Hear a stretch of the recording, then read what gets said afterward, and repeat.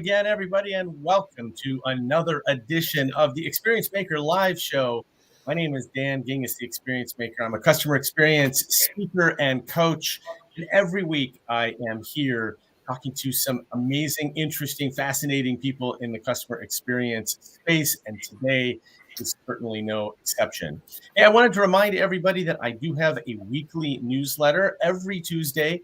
My newsletter comes out and has an article written by me, a bunch of articles that I curate from other people. It's got videos, events, all sorts of things, even the tweet of the week. So try to have some fun with it. It is available at cxnewsletter.com, completely free and a great way to stay in touch with me. So please consider signing up for that. Last week, we promoted a guest for this week, and we were completely lying. Actually, not intentionally. The person who was supposed to be here this week had a family emergency and couldn't be, but I am super fortunate that we found some very able-bodied replacements. In fact, they are the co-founders of an organization called Dash Network. It's an integrated research and news media company focused on the global customer experience market. We have with us today co-founders Jonathan Keller and Clint Wheelock. Welcome to the show, gentlemen. Hey, Dan. Thanks, Dan. Appreciate it.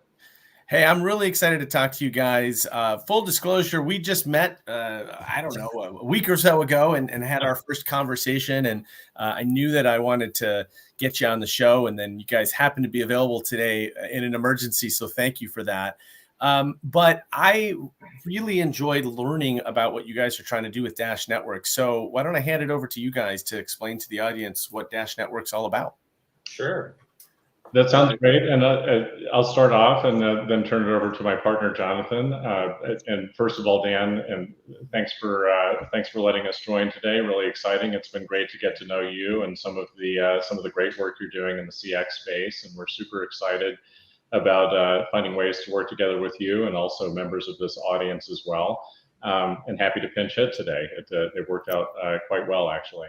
So just to start off by way of introduction, my name is Clint Wheelock. I'm co-founder of Dash Network together with my partner, Jonathan Keller, who's on the line. And in short, our vision with Dash Network is to build the world's largest community of CX professionals. We are, as Dan mentioned at the outset, we're an integrated B2B research, media, and events business that is focused squarely on the global CX market. So we produce a daily flow of news and editorial content and news analysis related to the latest happenings in the CX market. We publish research reports that delve into deep areas of strategic focus for CX practitioners and other members of the ecosystem. And later this year, we'll be launching some events, beginning with virtual and digital events, and then growing into live events as that business continues to recover and come back. So just to frame the scope of what we're focused on at Dash Network, within that news and analysis, the other digital media assets that live on dashnetwork.com, the market intelligence that we do through our research, and then the events that we'll be organizing a little bit later. We look at the CX market in 7 key functional areas or market segments, and then about 20 different industry areas. So the key segments, the key functional areas we're focused on are customer relationship management, customer insights and feedback, customer data and analytics, customer data platforms, personalization and optimization, contact center technologies and how those are evolving in this omni-channel world as the means of customer touch points continue to diversify. And then finally, employee experience, which is, as we all know, is an important outgrowth of some of the capabilities within the CX market, but with a more internal focus, concentrating on the employee well-being and employee satisfaction within a wide range of different organizations. We focus on 20 different industries in our research and our news analysis, as I mentioned, but there are 5 key sectors that are really the prime focus just because of the level of adoption and maturity within the CX market. And those include retail, financial services, telecommunications, travel and hospitality, and healthcare, with the whole focus on patient experience that's increased over the past couple of years.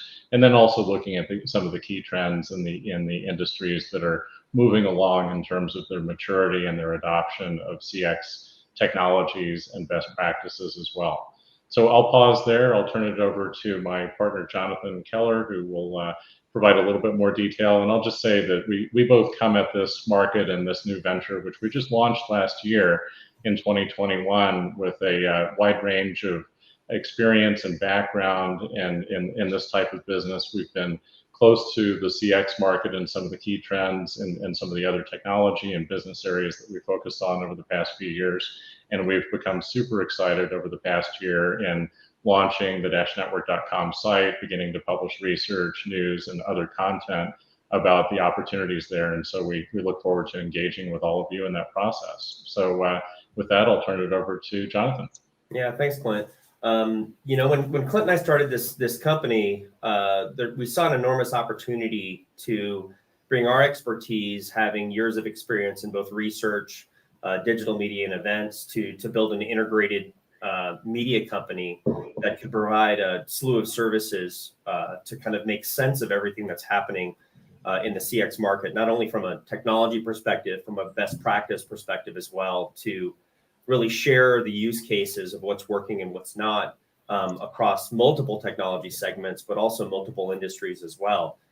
The model that we formed here really is focused on the end user and providing informational resources that are going to make end users make better decisions about what they're doing from a technology standpoint, and being able to connect the vendors within the space to those end users is really a focus of everything that we do across the research, the digital media, and the events that we plan on launching later this year as well. Well, I love the combination of what you guys are doing. I think it's really fascinating that you're, trying to become frankly, the go-to resource, I think, for what's going on in CX across different industries, and also kind of being able to play both sides of it, of the companies that are focused on CX, the technology firms and vendors that are selling CX solutions. I'm just curious. You guys came from, I know, different backgrounds. Clint, if I recall, you were in the research background to begin with. What gave you the idea to come focus on this particular aspect, on the CX aspect? It's a super interesting market, and quite frankly, Jonathan and I explored a few different growth sectors in this focus. We knew that we wanted to build this kind of integrated research, media, and events business. Jonathan had previously led a business called Light Reading, which followed a similar business model and has been around for 20 plus years, primarily serving the communications technology industry. I originally came out of the telecom business myself, but have spent time focused on different areas over time, from telecommunications to other emerging technologies to a most recent firm that was focused on human interaction with technology. It had a heavy UX focus, I would say, and really looked at human-machine interfaces from a technology perspective. But to me, one of the most fascinating things, really going back about 20 years, is this whole realm of human interaction with technology and the user experience that it creates. And in fact, worked for a large telecom carrier some years ago, in which really the scope of my role was focused on improving CX and improving those customer touch points, but we just didn't call it that at the time. So it's been a long time area of focus, and as we really looked at some of the emerging technology trends, we also looked at some of the key business trends that were coming out of the pandemic in particular. It seemed that this is a real inflection point for the CX market. It's adjacent to topics that are near and dear to us for a lot of years. And as we really kind of looked at the landscape, there's some great research out there. On a daily basis, we monitor surveys and other research studies that come out of the industry that look at consumer trends and look at the impact of changing business models and so forth.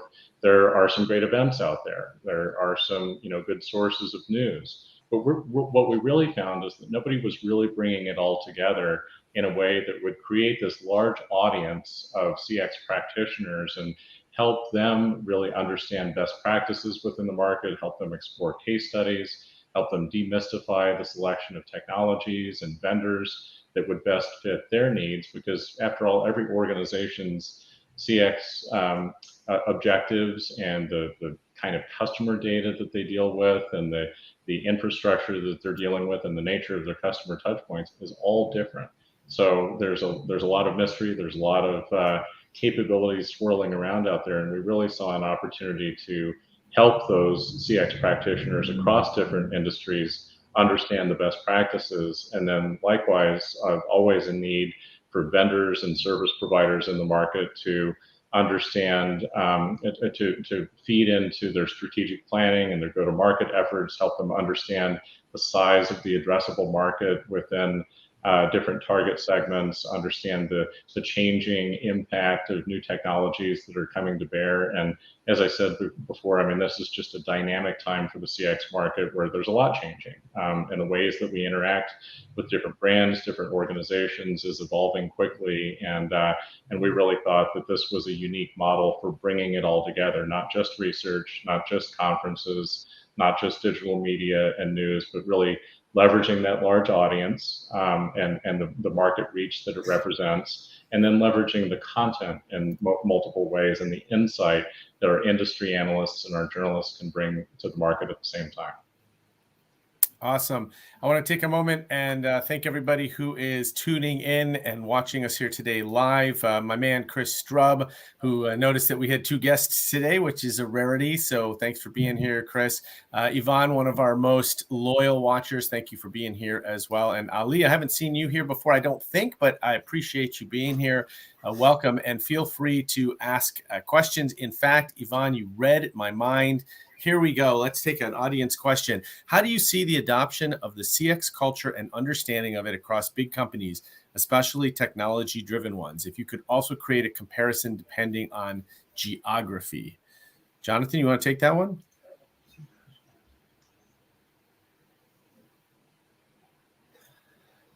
Well, yeah, I think, from the last 4 months have been a pretty interesting one because, Clint and I have literally spoken to over 100 companies as we've launched.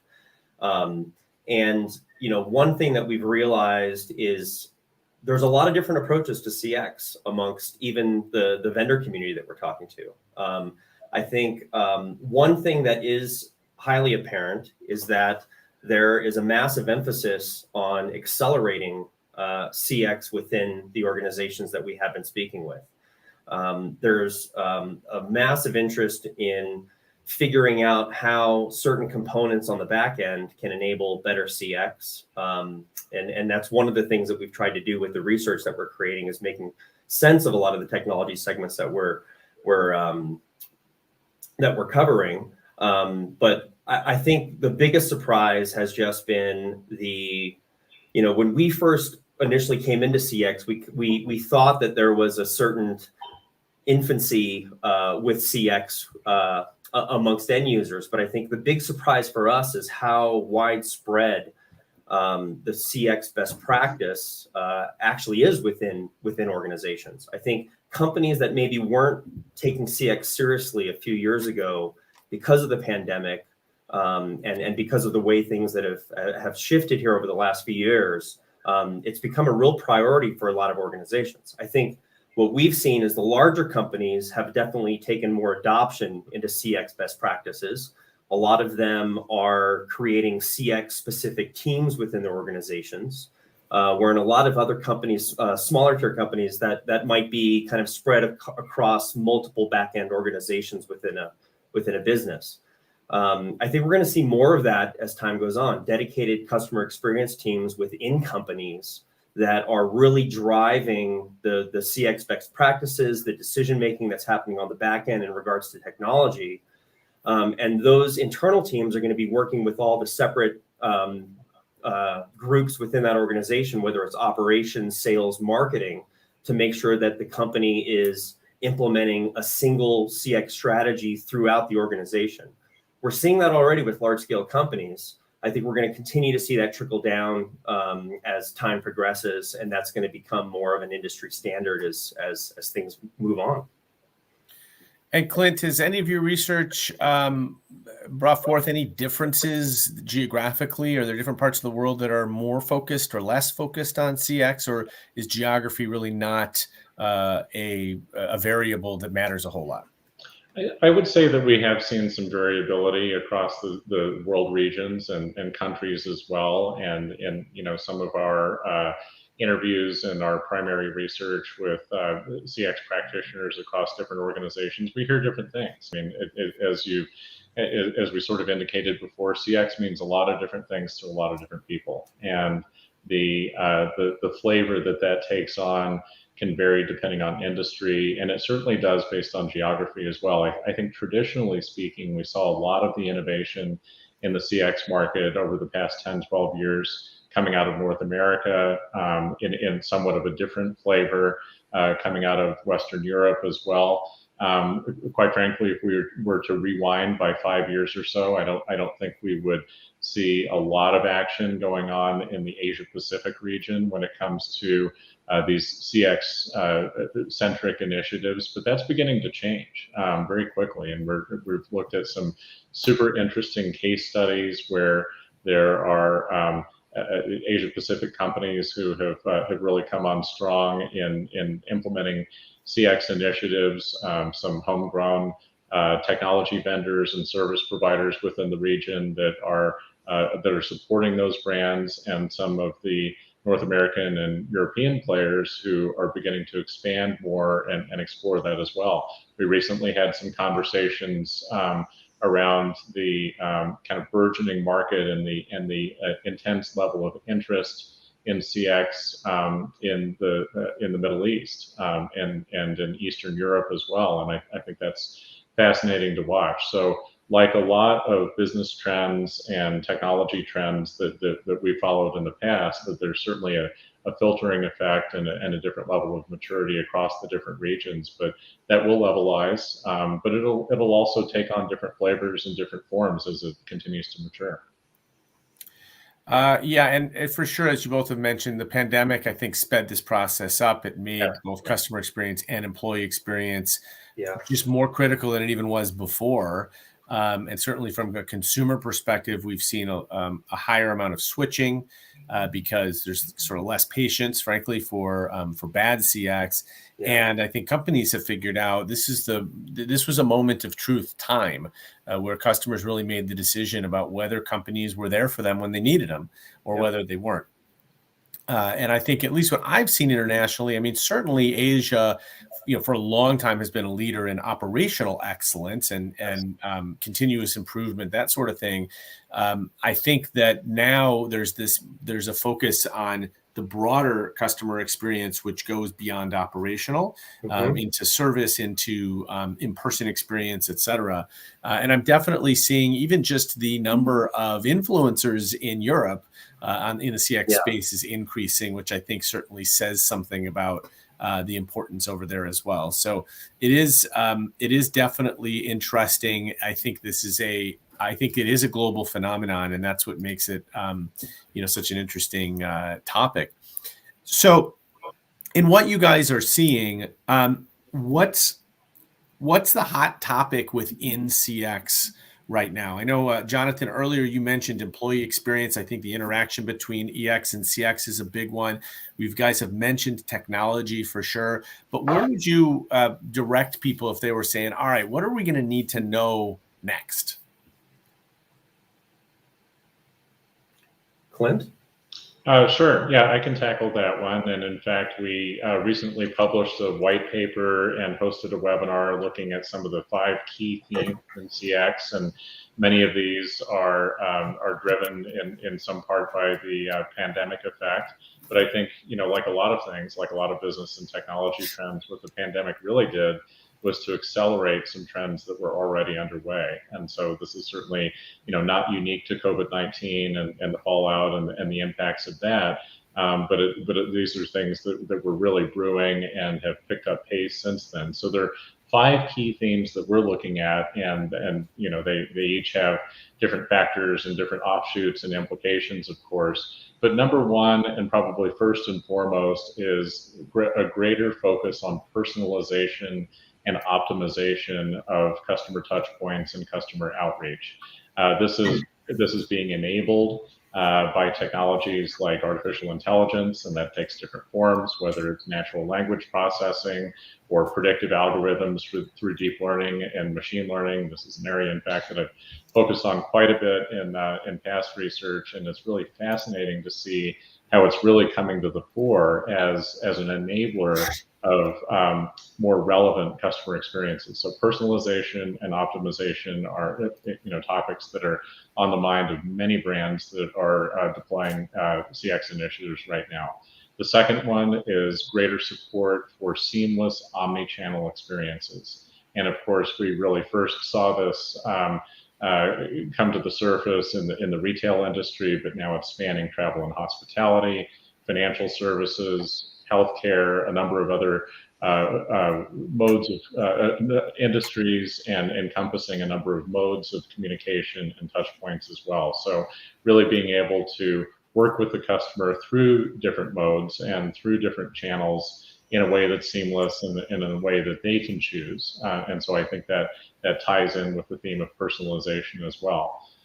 More self-service options. Obviously, during the pandemic, people didn't have as many choices about how to engage with companies they were doing business with or other organizations. And we found that there are also generational differences and psychographic differences in terms of the personas of customers and how they prefer to interact. And so that self-service is becoming a convenience more so, whereas in the past, if we were to look at years past, it was more an effort on the part of organizations to reduce the cost of customer service and customer engagement.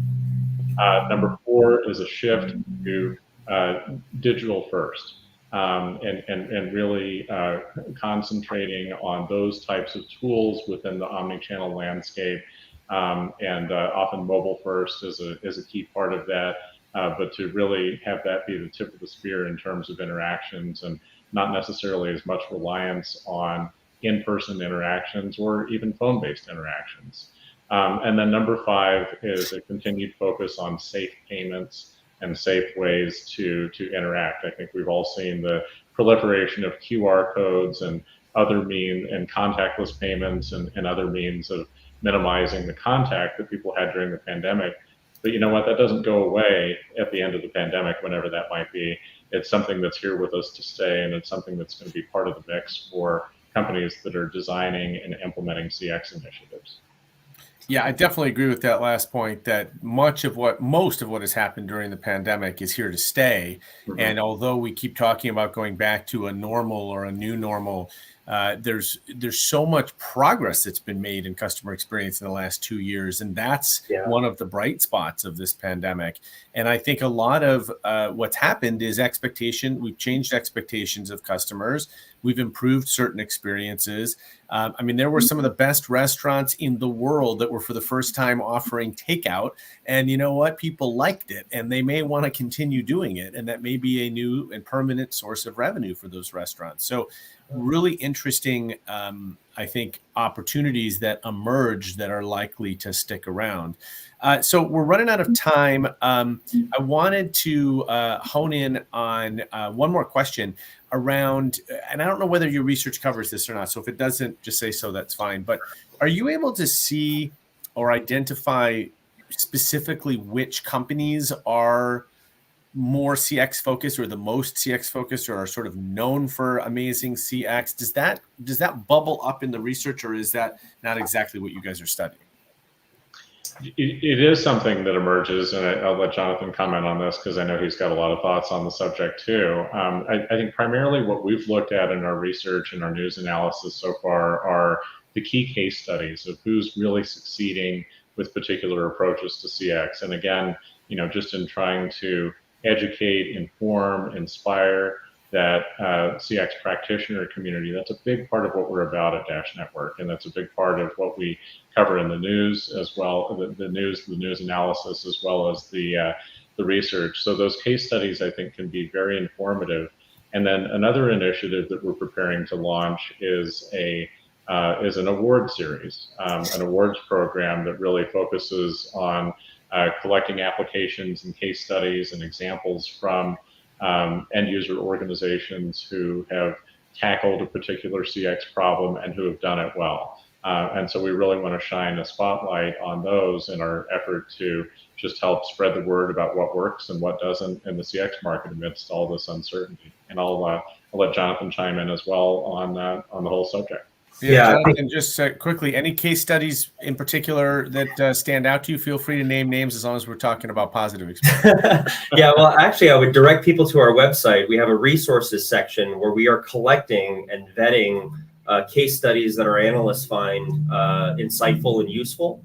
But dashnetwork.com, there's a full repository there of case studies that are searchable, and folks can go there and consume and download case studies that we think are relevant and worthy of looking at. Awesome. Well, guys, it's been great talking with you. I've had the website up a couple of times, dashnetwork.com. I've been there. Great articles, great case studies, great research. I signed up for their newsletter as well. Don't be surprised if you see a couple of their articles show up in my newsletter, because I love curating great content. So thank you guys for what you're doing for the industry. I'm very excited to see how Dash Network evolves. And thanks again for being here on the show. Thank you, Dan.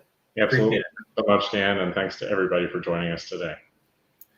And took the words right out of my mouth. Thank you for joining us here today. Really appreciate it. Of course, we are here every week, Thursdays at noon Eastern. Next week, we're going to be welcoming the CMO of Simpler. His name is Daniel Rodriguez. Simpler combines people and technology for companies looking to grow their CX. He's also the co-author of a book called Experience is Everything, which I actually got to contribute to, which was kind of fun.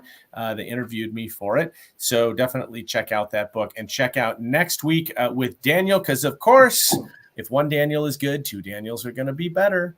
All right. I'm Daniel Gingiss, also known as Dan, the Experience Maker, and we will see you next week. Thanks so much for being here. Take care.